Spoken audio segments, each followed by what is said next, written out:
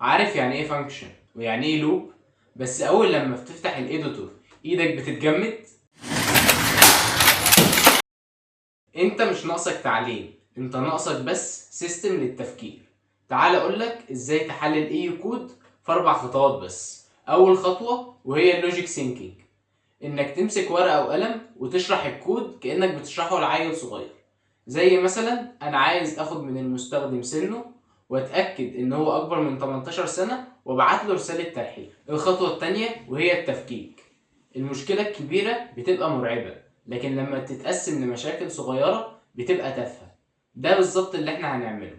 هنمسك الكود ونقسم كل تاسك لتاسكات صغيره. زي مثلا ان احنا اول حاجه نعرف ايه الانبوت اللي هندخله من المستخدم.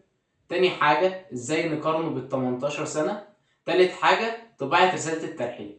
وهو ده من أهم الخطوات اللي هتساعدك في إنك تكتب الكود. وأكتر حاجة مفيدة من الخطوة دي إن أنت لما تقف في نقطة معينة هتكون عارف إن أنت واقف في النقطة 2 مثلا، مش في الكود كله.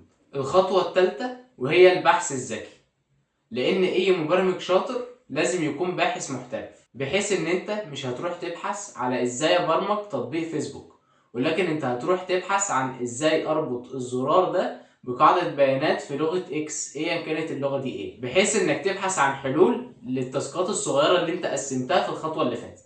رابع خطوة والاخيرة وهي النموذج الاولي. مش لازم من اول ما تبدأ البرنامج تسعى لان هو يكون برنامج مثالي.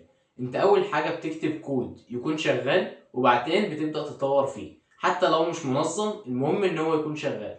بعد ما يشتغل تبدأ ان انت تطور فيه، تنظمه وتضيف له حاجات تخليه اسرع. هنعمل بقى تلخيص سريع لكل اللي احنا قلناه ده. ان اول خطوة ان انت هتجيب الورقة والقلم وتشرح المشروع كأنك بتشرحه لطفل صغير.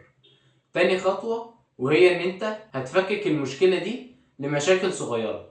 تالت حاجة وهي البحث الذكي، انك اي مشكلة وقفت عندها تروح تبحث على المشكلة دي مش على حل المشروع كله.